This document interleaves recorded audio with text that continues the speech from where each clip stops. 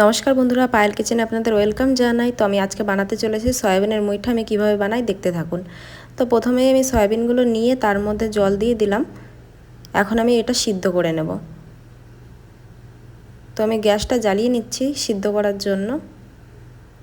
আমার সয়াবিনগুলো সিদ্ধ হয়ে গেছে। এখন এটা আমি নামিয়ে তারপরে ভালো করে জল দিয়ে ধুয়ে নেব। ঠিক এইভাবে চিপে চিপে আমি জলটা বের করে নেব। তো আমার সয়াবিনগুলো ধোয়া হয়ে গেছে। এখন আমি মিক্সিতে করে দিয়ে একটু ঘুরিয়ে নেব। একটু কিমা টাইপের মতন আমি বানিয়ে নেব, বেশি মিহি আমি করিনি। এখন একটা গামলায় দিয়ে আমি আগে থেকে সিদ্ধ করে নিয়েছিলাম আলু, সেটা ম্যাশ করে দিয়ে দিলাম। আর একটু আদা কুচি দিয়ে দিলাম, আর 1 চামচ লঙ্কা কুচি দিয়ে দেব। একটু ধনে গুঁড়ো দিয়ে দেব,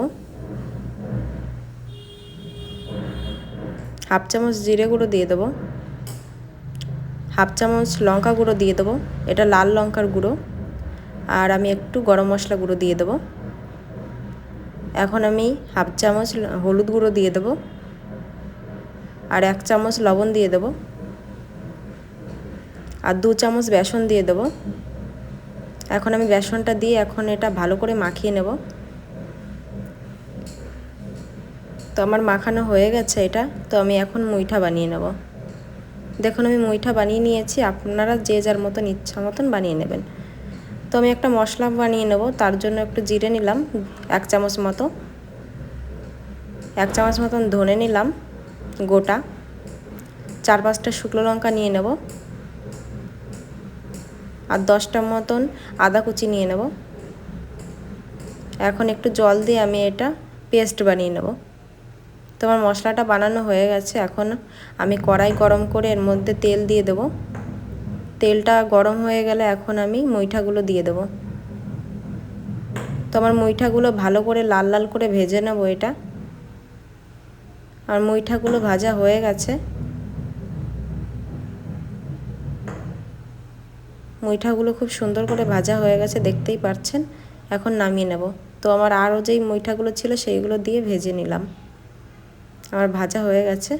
এখন আমি ওই একই তেলে আগে থেকে আলু কেটে রেখেছিলাম ডুমো ডুমো করে, তো সেটা দিয়ে আমি এখন ভেজে নেব। আমি এক্সট্রা করে নুন হলুদ দেব না, এর মধ্যেই মুইঠা ভাজার যেই তেলটা ছিল সেই তেলেই আমি আলুগুলো ভালো করে ভেজে নেব।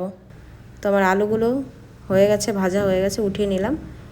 এখন আমি গোটা গরম মশলা ফোড়নে দিয়ে দেব, আর একটা তেজপাতা দিয়ে দিলাম, আর আগে থেকে বানানো সেই মশলাটা দিয়ে দেব। মশলাটা দিয়ে ভালো করে কষিয়ে নেব। এখন আমি টমেটো পেস্ট করে নিয়েছি একটা, তো ওই টমেটোটা আমি দিয়ে দেব। আর একটু ভালো করে আমি কষিয়ে নেব।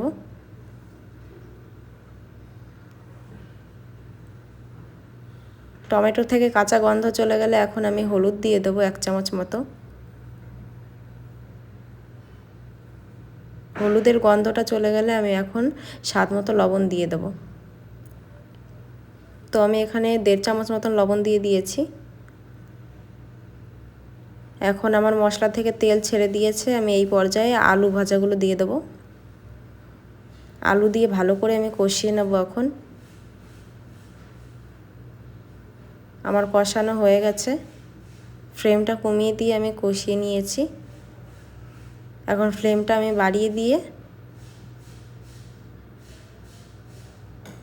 দিয়ে দিলাম। এখন জল দিয়ে দেব। তো আমি বেশি জল দেব না, 1 গ্লাসের একটু কম দিয়েছি আমি জল। এখন আমি একটু ঢাকা দিয়ে রেখে দেবো 10 মিনিটের জন্য। তো 10 মিনিট পরে আমি ঢাকাটা খুলে দিয়েছি। এখন আমার ঝোলটাও ফুটে এসছে, আলুগুলোও সিদ্ধ হয়ে গেছে। আমার সব কিছু লবণ সব কিছু ঠিকঠাক আছে। এখন আমি আগে থেকে ভেজে রাখা মুইঠাগুলো দিয়ে দেবো। মুইঠাগুলো আমার দেয়া হয়ে গেছে। তো আমি আর বেশিক্ষণ রাখবো না, এখনই আমি গরম মশলা দিয়ে নামিয়ে ফেলবো। তো বন্ধুরা, এটা একটা সম্পূর্ণ নিরামিষ রান্না। ভালো লেগে থাকলে আপনারা ট্রাই করতে পারেন।